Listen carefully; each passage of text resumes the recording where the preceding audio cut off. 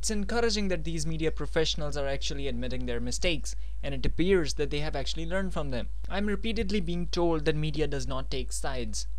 Then, how did the media establish, and I quote, Abdur Rashid Ghazi mare gaye and Colonel Harun Islam shaheed ho gaye?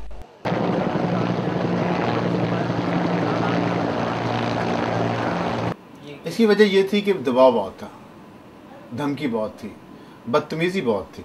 आपको पता है उसके बाद मारे गए के बाद हमने शहीद किया उसको, जाम भाग किया. देखिए ना, इससे आप अंदाज़ा लगा लें हम पे कितना दबाव होता है मीडिया पे. प्रेशर्स हैं हम पे, दबाव हैं जिनकी वजह से हमें अपनी पॉलिसीज़ तब्दील करनी पड़ती हैं, हमें कॉम्प्रोमाइज़ करने पड़ते हैं, हमें ऐसे काम करने पड़ते हैं जो हम नहीं करना चाहते प्रोफेशनली. हुकूमत सबसे बड़ी प्रेशर तो हुकूमत का है, फिर इंटेलिजेंस एजेंसीज़ का है, फिर जो ये मिलिटेंट ऑर्गेनाइजेशन है उनका बहुत ज़्यादा प्रेशर है.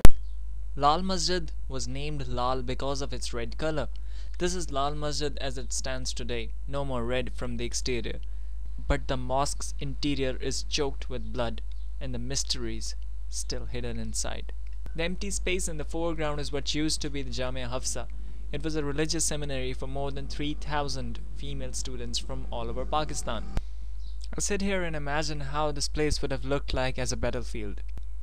Well, I'm also eyeing a taxi for my next destination. Harun Rashid is BBC's chief national correspondent in Pakistan. I sought his opinion on local media's coverage of Operation Sunrise as an independent media analyst.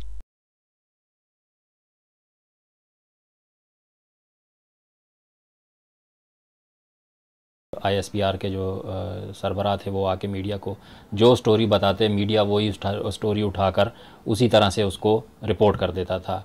अपनी investigative और उसको utilise करने के लिए, skills के लिए कोई कोशिश नहीं की. जो रिपोर्ट हुआ है वो गवर्नमेंट की तरफ से ही आया कि जी अंदर गैर मुल्की थे, अंदर ख़ुदकुश हमलावर थे, अंदर असलहा था, अंदर ये था वो था.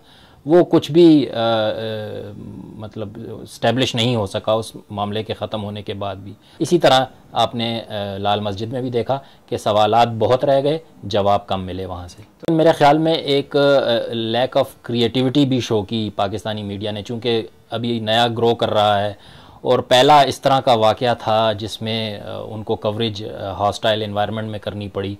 अभी तक मेरे ख़्याल में हमारा मीडिया ने ये चीज़ें सीखी नहीं हैं. और इसकी एक वजह यह है कि जो हमारा ऑडियंस है, जो हमारा लिसनर है, जो ये व्यूअर है, उसने भी उस तरह रिएक्ट उस तरह नहीं किया है. Media professionals know where they went wrong.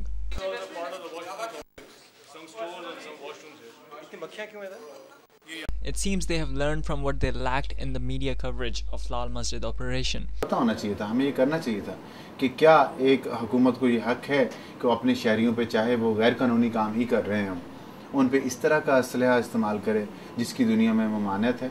तो इस पे हमें काम करना चाहिए था. और ये भी कि क्या ऐसी बात है जो 10 दिन तक पाकिस्तान की सबसे जो हैं ट्रेंड किस्म के कमांडोज़ वहाँ लगे रहे और फिर भी इतना नुकसान हुआ फ़ौज का, और उसके बावजूद आप लोगों से खाली ना करवा सके, सबको मिलियमेट करना पड़ा. इससे बहुत सारे सवालात उठते हैं, ट्रेनिंग पे उठते हैं, आपकी सोच पे उठते हैं, आपकी आइडियोलॉजी पे उठते हैं. मैं उन लोगों हुक्मरानों की बात कर रहा हूँ कि क्या उनके नज़दीक इंसानी जान की कोई कीमत नहीं है, और अगर है तो क्या उनके नज़दीक एक जराइम पेशा और एक मासूम इंसान में फ़र्क करने की सलाहियत नहीं है, तमीज़ नहीं है? क्या नहीं करना चाहिए था? ये सवालात हैं जिनका जवाब मीडिया ने नहीं लिया. पब्लिक ओपिनियन इतनी बरंगेख्ता ना होती, इतनी ज़्यादा एंग्री ना होती, हालात ये ना होता कि जिस तरह आपने अखबारात में पढ़ा कि राजा बाज़ार की एक मस्जिद के अंदर एक ख़तीब साहब को मेंबर से उतार लिया गया सिर्फ इस वजह से कि उन्होंने ये जुर्रत की थी कि हुकूमत के हक़ में एक बयान दें, जो कम अज़ कम हमने जो अभी तक पढ़ा है या देखा है इसमें एक अनहोना वाक़या है. इन हथियारों से मुतल्लिक और भी बहुत सारे सवाल हैं. आमादा थे, हमने पहले नागरिक को बताया था कि वो उनके जब कान में गोली लगी है तो उसके बाद से वो इस बात की आमादा नजर आ रहे थे कि वो बाहर आ रहे हैं. उनको फौरन ऑफ कर लिया गया था और वो बाहर आने पर भी आमादा थे, लेकिन उनके साथ में उनको बाहर नहीं निकलने दिया और उनसे भरपूर मजामत की. और जो कमांडो उस वक्त वहाँ पर ऑपरेशन में मसरूफ थे और फाइनली उन्होंने ओपन किया फायर और स्नाइपर एक्शन किया, जिसके बाद ये हुकाम कहते हैं कि अब्दुल रशीद गाजी जो है वो मौके पर ही हालात हो गए. और अब बताया जा रहा है कि उनके साथ उनके कुछ और साथी भी मारे गए हैं जो कि उस बंकर में छुपे हुए थे। और ये इंटेंस लड़ाई इसमें तकरीबन 3 से 4 घंटे जारी रही है, जो कि हुकाम कहते हैं।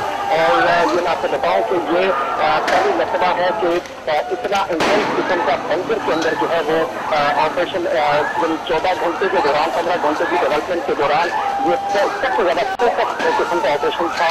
और इस ऑपरेशन में अभी बताया है हमें सामने से